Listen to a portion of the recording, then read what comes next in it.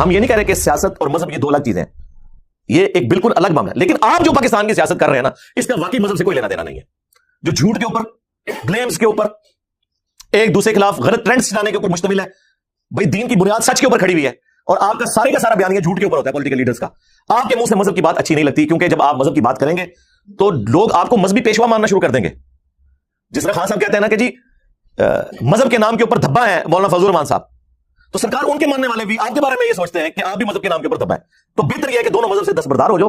ٹھیک ہے، اپنی سیاست جو کرنی ہے کرو. اب اس سے پوچھیں کہ باقی چیزوں میں تو کہہ رہے ہیں میرے پاس ویڈیوز ہیں، ٹھیک ہے، تو نکال اس کی کون سی تیرے پاس ویڈیو ہے جس میں خان صاحب نے کہا کہ میں اسرائیل کو تسلیم کرنا چاہتا ہوں. ہاں، درجنوں ویڈیوز، درجنوں جلسوں میں ان کی تقریریں موجود ہیں کہ اسرائیل کو ہم تسلیم نہیں کریں گے. وہ تجھے نظر نہیں آئی ہیں. اور ایک نہ سنی ہوئی بات جو نہ کہیں موجود، تیرے دل کی خواہش. اس نے کہا میں نے سعودیہ بھی چھوڑا ہے کہ وہ بھی اسرائیل کو تسلیم کرنے لگے تھے، اور یہاں پہ خان بھی یہ کر رہا تھا. پھر رہ سہ کے تو ان کو وہ رشتہ داریاں یاد آ جاتی ہیں. رشتہ داریاں تو میرے بھائی